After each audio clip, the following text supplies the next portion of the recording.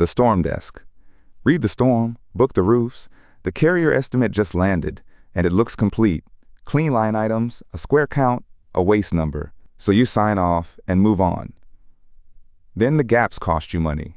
The starter strip, the drip edge, the valley metal, the adjuster never saw from a drone. By the end of this, you'll know how to audit a carrier scope against your own job file and catch the missing line items before you ever open the price list. Not what you wish was there, what the roof actually requires. A supplement is an evidence packet, not a wish list. Start with what a missing line item actually is. It's a component your roof requires that the estimate leaves off or carries at the wrong quantity. The carrier scope is the starting point, not the truth.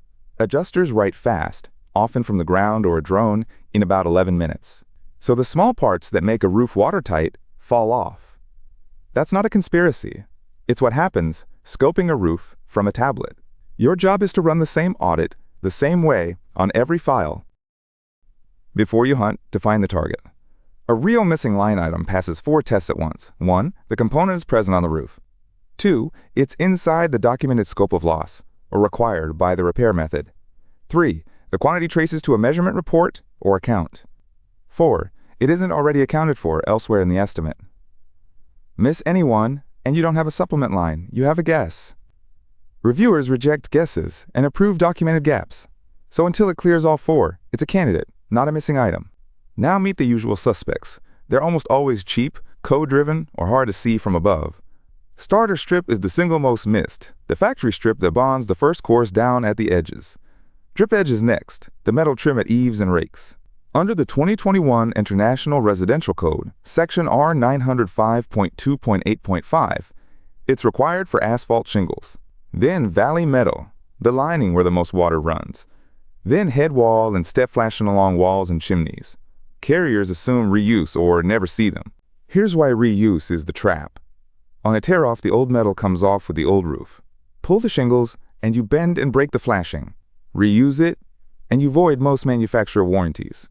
So head wall flashing, step flashing, valley metal, and the neoprene pipe jack collars that dry rot, they're replacements, not reusables. The adjuster assumed they'd survive. The roof says they won't. That gap is a line item every time your file shows the intersections. Most supplement fights aren't about missing parts, they're about quantity.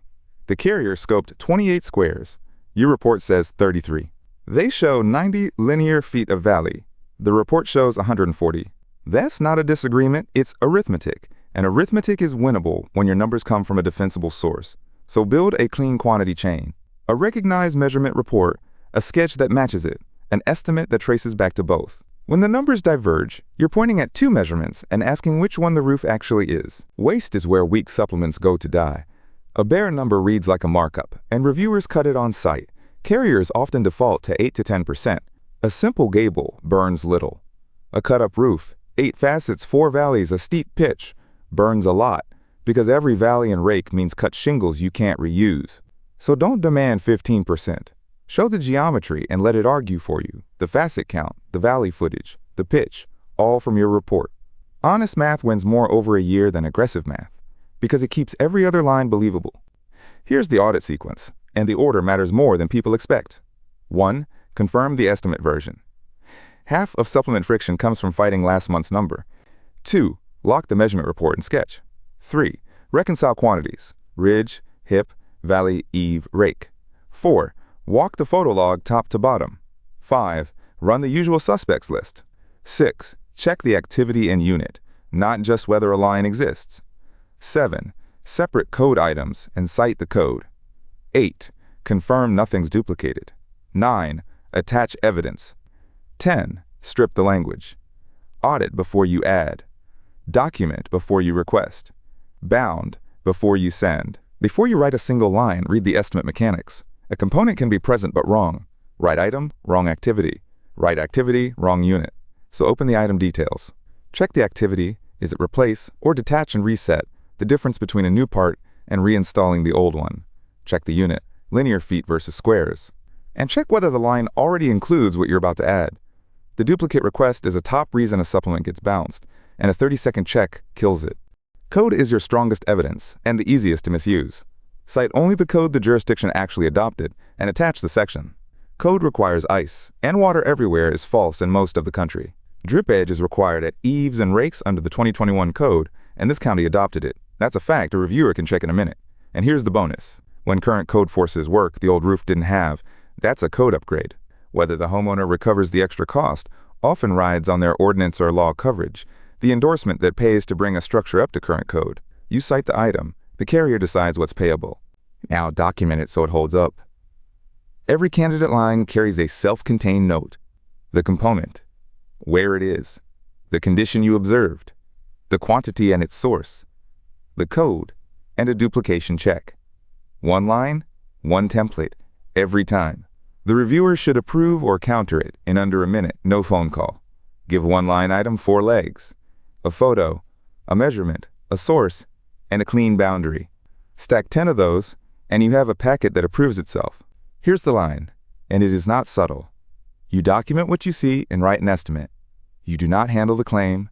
The insurer decides coverage. The homeowner owns the claim, and the deductible is theirs to pay. The Texas Department of Insurance is explicit. Adjusting a claim for another person for compensation requires a license, and several states treat it the same way. So some phrases stay out of your packets and your driveway talk. Not "we'll fight your claim," not "we'll get it approved," and never "we'll waive your deductible." That one is fraud in many states. You support the claim with documentation, you don't negotiate it. The usual suspects list is national. The required list is local. Treat a climate item as universal, and you look like you don't know the territory. In snow country, ice barrier eaves is a citable code miss, the membrane that blocks ice damming. In the hail belt, the fight is scope of loss and waste on cut-up roofs, not ice and water. On the hurricane coast, re-nailing and secondary water barrier appear that don't exist inland, so calibrate to the region. Cite the code the jurisdiction adopted, document the condition the weather produced, and skip someone else's climate. Here's where Roof Predict fits and where it doesn't. It pairs an estimated roof age range with storm physics modeled per individual home, so you can decide which past customers have aged into a storm and are worth re-engaging. It does not inspect roofs, diagnose damage, write your estimate, choose line items, or decide coverage. Roof age is a planning range, not an exact date. The estimating and the coverage decisions stay with the licensed estimator and the insurer. Close the loop. The carrier scope is a starting point, not the truth. A missing line item passes 4 tests: present, in scope, traceable, not duplicated. Most fights are quantity, so build a clean measurement chain. Argue waste with geometry, never a bare number. Cite only the code the jurisdiction adopted. Document each line so a reviewer approves it without a call. And hold the line, you document conditions and write an estimate. The insurer decides coverage. Run that audit every file, and your approvals stop, depending on who picks up the phone.